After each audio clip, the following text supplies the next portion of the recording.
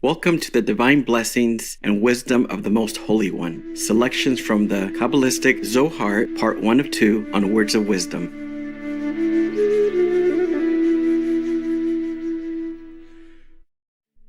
Kabbalah is the ancient mystical school of thought of Judaism, literally meaning the received. Kabbalah is also an esoteric method believed to have been revealed to elect saints and preserved by a certain few since the time of the Garden of Eden.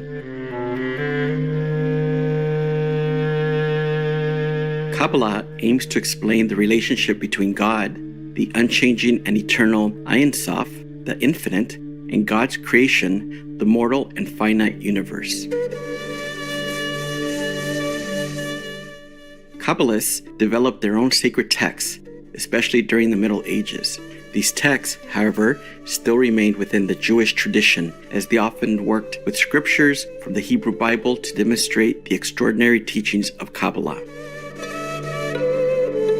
One of the most foundational of the Kabbalistic texts is the Sefer HaSofar, a Kabbalistic commentary on the Torah, which means the first 5 books of the Hebrew Bible.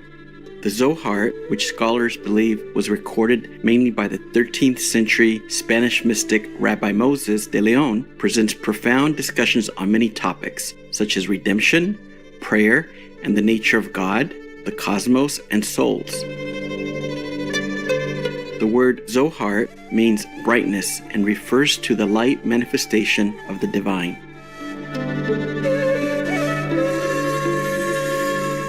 On today's show, it is our pleasure to present selections from the Great Holy Assembly, a volume of the Zohar where Rabbi Shimeon led a group of holy sages through a discussion on the divine blessings and wisdom as symbolized by the facial features of Macroprosopis.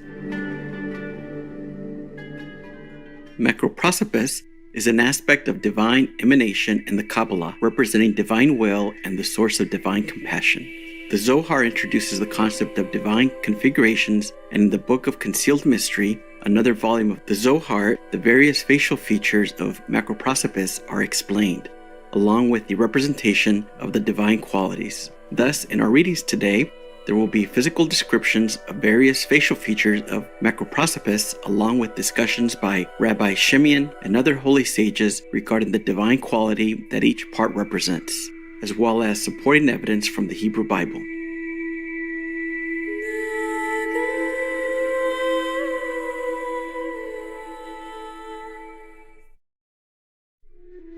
Chapter 9, Concerning the Eyes of Macroprosopis.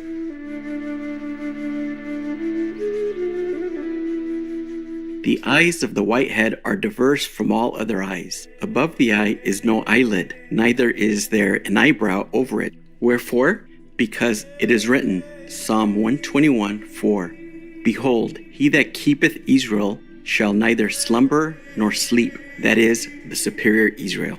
Also it is written, Jeremiah 32:19, whose eyes are open. And this is the tradition, seeing that all is operated through mercies. He has not covering unto his eye, nor eyebrow above his eye. How little, then, does the whitehead require such?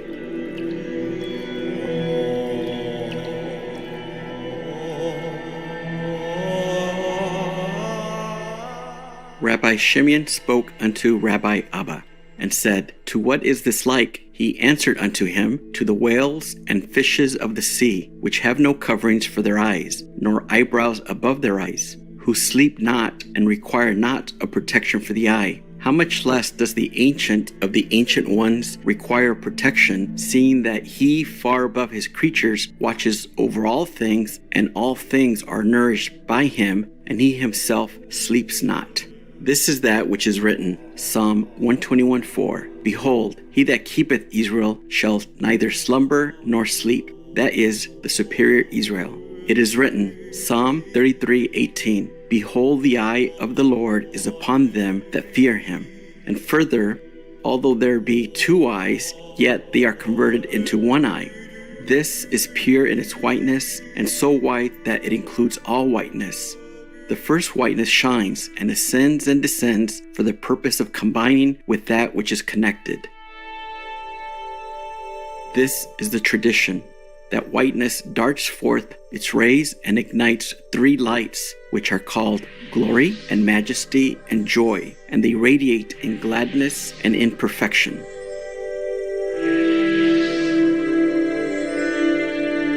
The second whiteness shines and ascends and descends, and darts forth its rays and ignites three other lights, which are called victory and kindness and beauty, and they radiate in perfection and in gladness.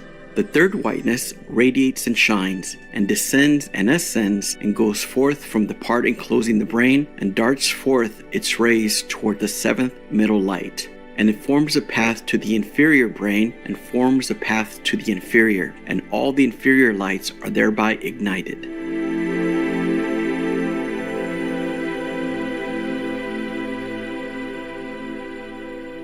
Rabbi Shimeon said, "Thou hast spoken well, and the Ancient of Days will open this eye upon thee in the time of thy necessity." And it irradiates the three crowns which remain, when it is needful, so that it may be uncovered, if that be pleasing unto the most ancient one, hidden from all. And this is the tradition.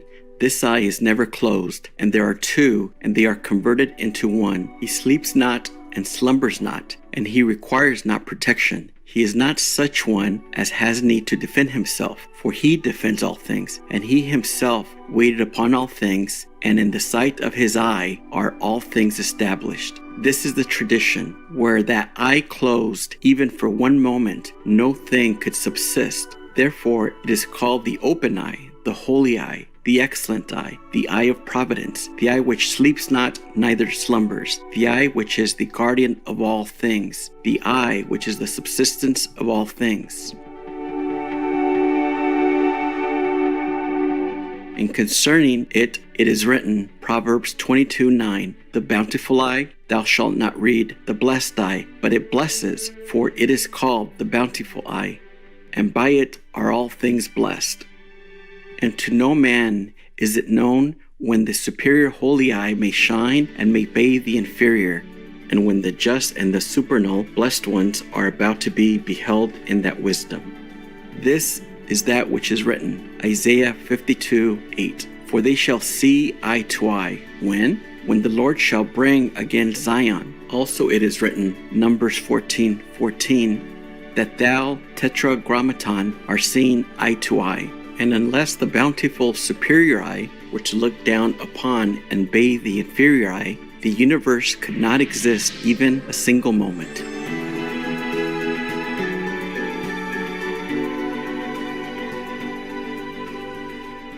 The eye of the Lord is upon them that fear him, if they be upright. This is the superior eye.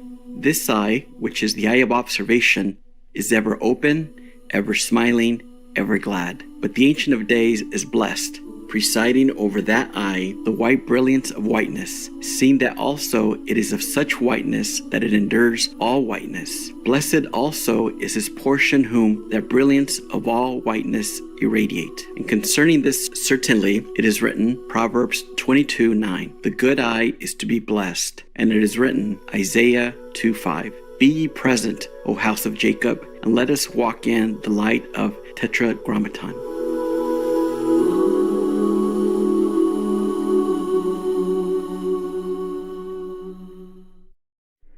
Go ahead and make war, as if you are not ugly enough already.